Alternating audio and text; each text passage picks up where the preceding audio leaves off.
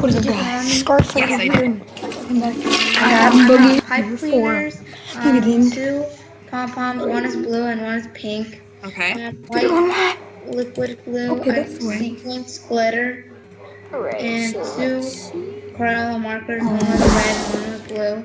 I crayons, I think there's like 7 or 8, and red scissors, some yellow clay. There was like, I think 3 tissue papers and watercolor set. And I saw a blue unicorn glitter, Okay. and that's all I got. All right. So how many was that about? Over 20? 5, 6, 7, 8.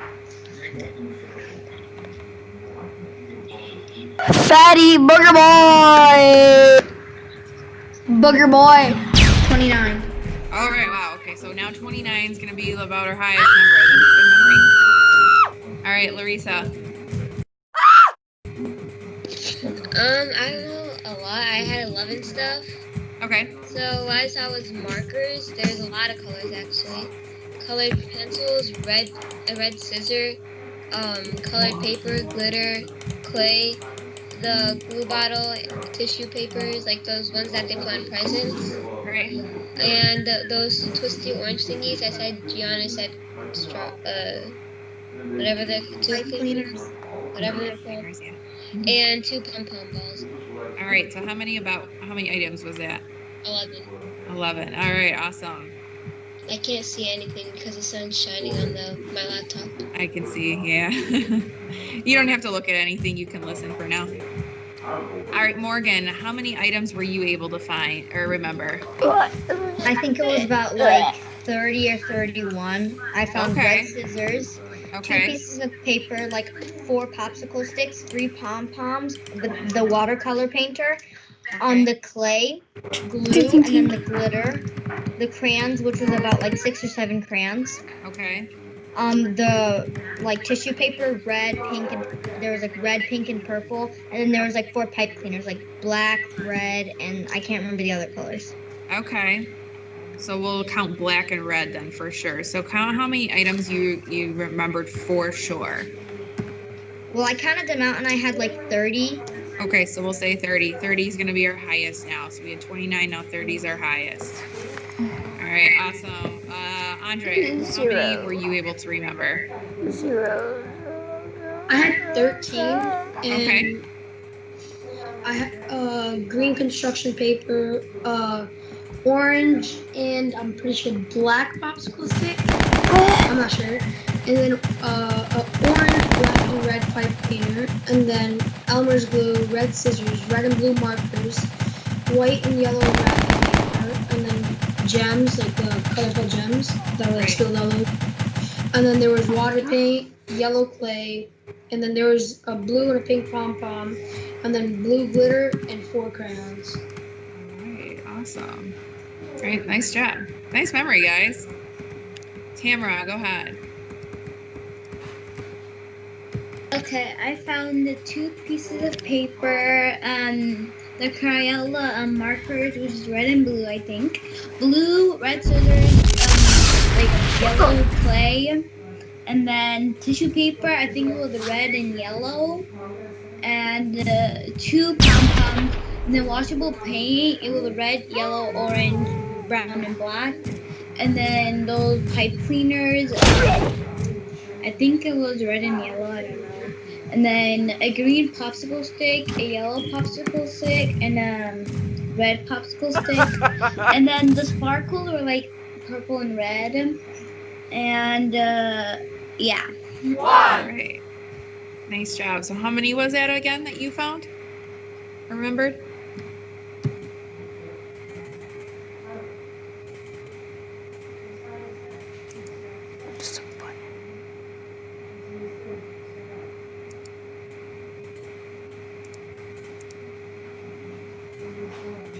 None.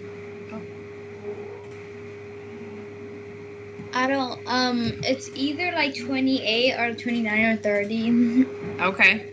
So it seems like 30 is going to be probably our highest. All right. So we had a couple people at 30. Lillian, did you have something that you wanted to say?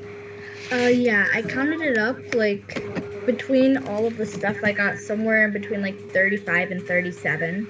Okay, so then that would be our highest. So really nice memory. So what I did, guys, is I put it back up on the screen for us because I know some of us were like, I can't remember what it was that I was looking at. So I just figured I'd give you kind of like a quick reminder of what you were looking at for a minute so that you could see it once more.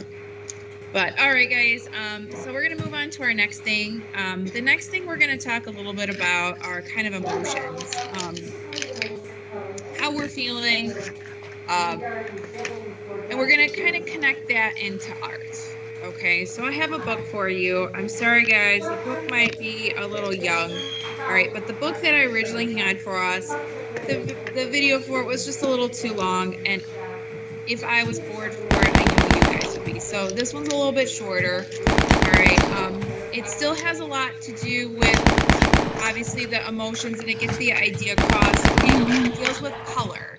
So a few things I want you to think about when you watch this are your emotions and how you feel. Pay close attention to the use of color. All right. And then the last thing I really want you to think about is how art and emotion are connected with each other. Okay, so I really want us to think about that as we're watching it. So I'm gonna switch my screen over for you. The video is a little on the quiet side. So if you have a hard time hearing it, please turn the volume on your end as high up as it'll go, because I have it as high up as it'll go on my end. All right. So you should be seeing a different screen, and I'm going to hit play for us.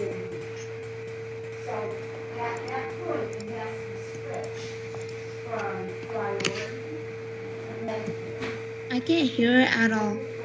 Oh, hang on one second. For whatever Sucks reason, to be you. it's quiet. In the beginning, it's super duper quiet. Hey everyone, welcome back to Minity Kids. Today, we're going to be reading this wonderful book called Little Scribble Spot, a story Did by you do this with Miss Boogie class? written and illustrated by Diane Allen. Yes, this is Ruby's class Let's today. do it. Yeah, because that's on my sister's iPad. This is Scribble Spot.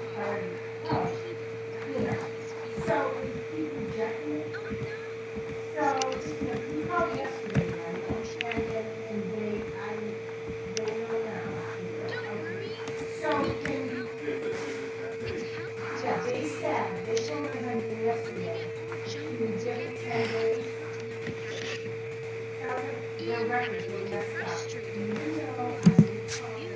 What the? Peaceful, confident, excited, sad. Wait, where's the auto trigger? Is it 4? Try No. separating your emotions out like this, so it will be easier to identify and manage. Then you can go through them one by one. Let us show you. Sometimes the spots have a hard time saying how they feel. So you may see them express their emotions and scribble art too. This green spot is called peaceful. It shows up when you're feeling relaxed and calm. Relaxed, tranquil, calm, quiet, mellow, and serene. Peaceful. What's that?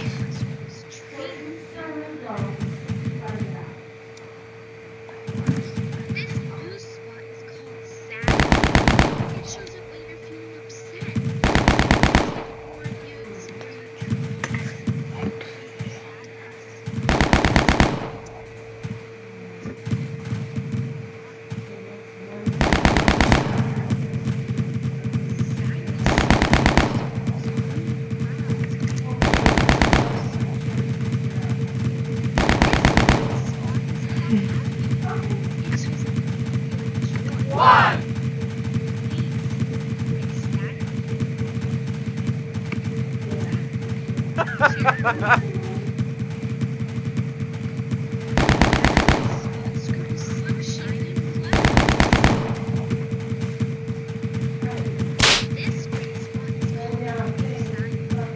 It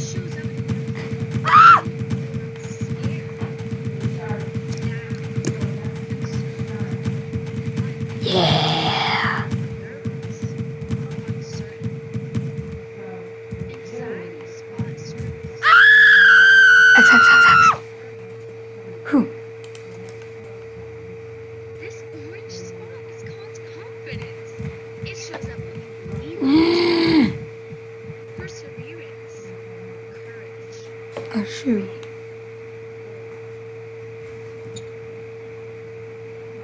Confidence spot scribbles strength and determination. This red Yeah. spot is called anger. It shows up when you're feeling frustrated, afraid, or hurt. Impatient, annoyed. Temper, mad.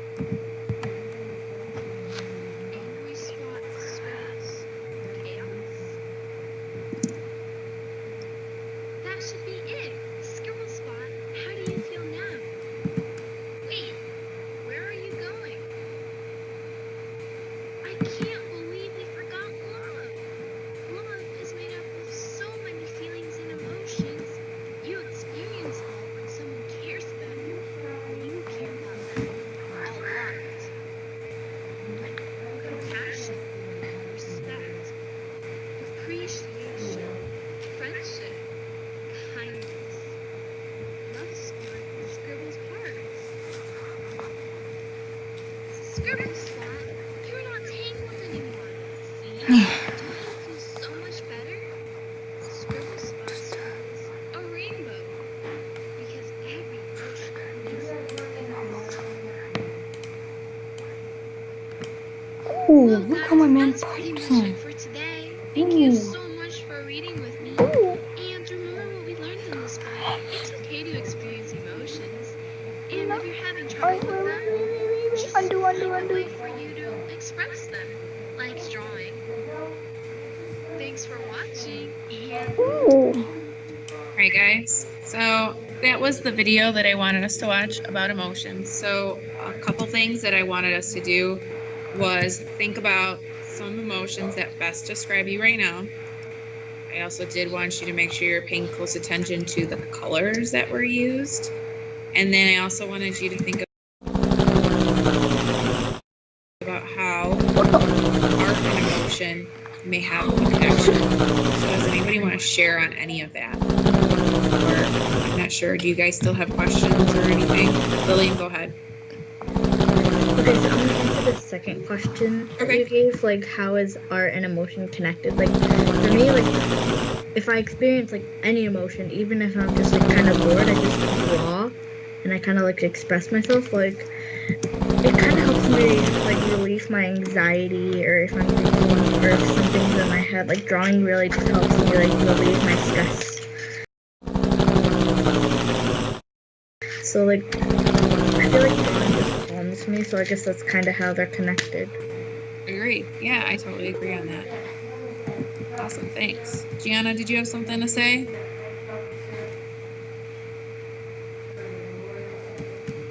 No, I was from earlier. Okay, awesome. Andre, go ahead. And guys, I'm seeing that cameras are off again, so let's make sure those click back on. Dominic got kicked out of the meeting. It looks like he's on his way back. Thanks Still for letting me know. spinning. Was that all you wanted to say, Andre? Cool, thank you. Thanks for the heads up. All right, guys, so yeah, a lot of times we can, emotions and art are connected, kind of like what Lillian said. I would agree with her. Like if I'm having a rough day or something like that, if I start drawing, even if it's not necessarily like what my emotion is, it always kind of makes me feel better. All right. So I'm sure a lot of us can kind of agree to disagree on that. Another way I think that they're really kind of connected is sometimes the subject matter of the art obviously can tell the emotion, and then also the use of color. So if we've got something that maybe has a lot of darker, cool colors like blues and grays and things like that, black, maybe the subject matter is a little more on the sad end. All right. And if we've got something that's happy, we might see brighter colors, maybe the uses of yellows and oranges. Okay. Andre, go ahead.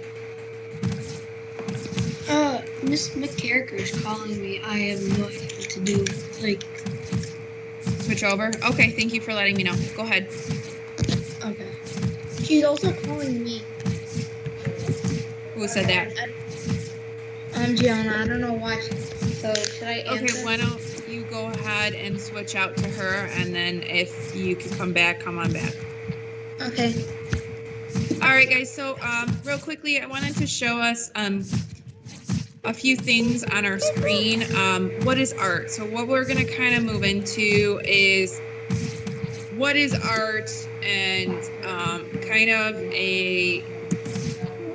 what do we think is art versus what do we think is not art. So everybody has their own opinion on what is art, and they're all different, and there's no really right or wrong answer. So I just kind of want us to think about that as we're looking at it. So ways that we can create art, we can create it through drawing, through painting, through collage, so taking multiple items and putting them together, through sculpture, right? We can use not only the supplies that you see there, there's those first few paper, wood, metals, but we can also take multiple objects and put them together to kind of create sculpture. We can use fibers such as weaving and sewing. Photography, if you ever had a chance in the past to go to their district art show, the high schools always create really cool things for the photography and the video. So in the future, when we're able to have them, definitely try to visit. And then we're going to look at some art. And I want you to, like, as you're looking at it, decide if you really think it's art or not. All right. So is this art when you look at it? Okay. We've got mountains and a field and things like that. And then we've got the complete opposite. We've got abstract art. So when we look at abstract art, we might not always be able to make a picture out, or maybe the artist wants us to use our imagination and think, see a picture or see something that's in there. Then we've got this graphite drawing with pencil. All right, so do you think that's art? Or how about this one? All right, it looks like a painting, but it's obviously Mickey, Minnie, and Pluto. We've got a sculpture. All right, these are all found objects. So this is a great example of a found object sculpture. The body of the dog is a tin. The snout is a can with a button on the nose. We've got spoons for ears.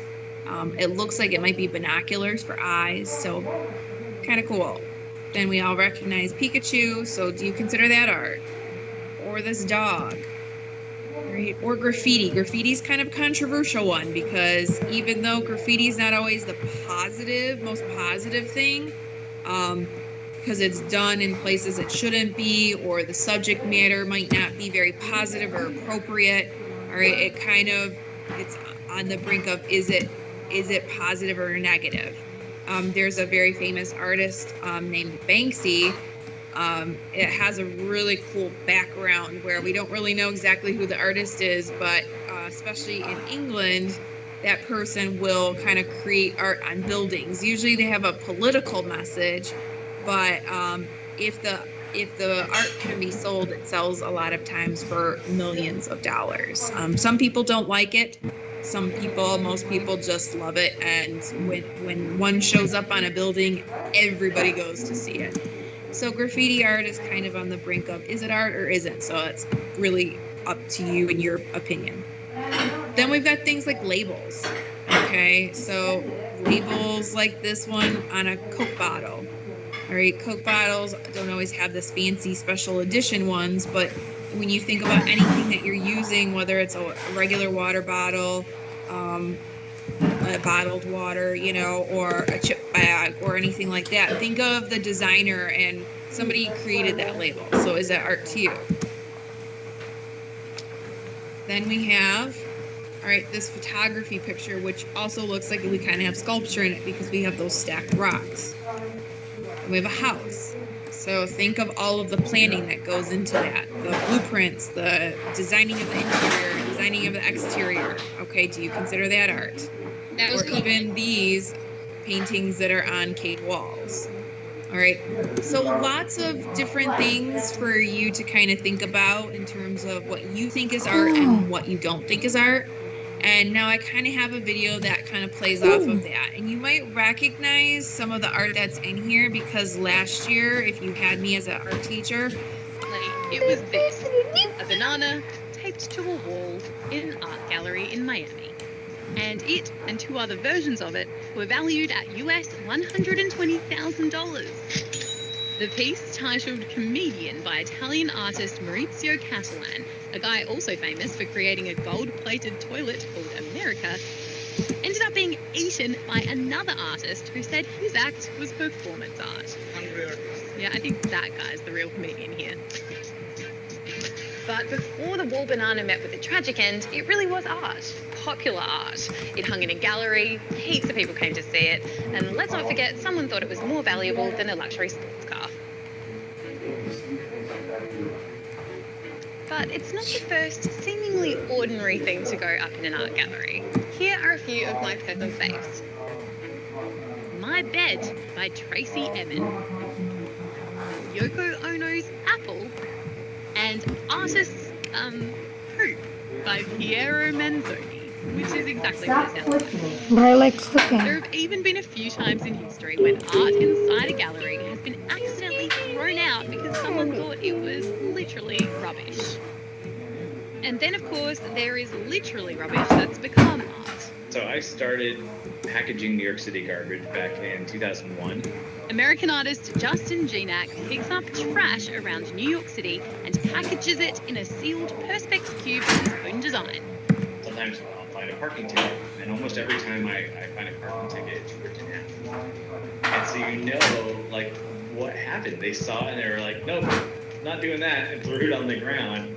And so I love that every piece of garbage played a role in someone's life, for a minute or a few minutes, and has a story behind it.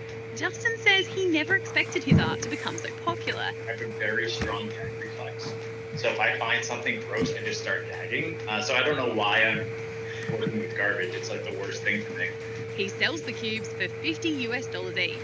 The people who get it and they get really excited about it feel like they're in on something. That they know something that other people don't know, and it gets them excited. Oh, done? But can we say all of that What? stuff is on the same level as us? Because unlike Maurizio Catala, I'm a banana. thanks so much for watching. If you want All right, guys. So what did you think of that? Kind of cool. Kind of really makes us think about discussion. So, Wait, but all right, next guys. That's pretty much Goodbye, our class for the everyone. day. A couple things that I want to ask you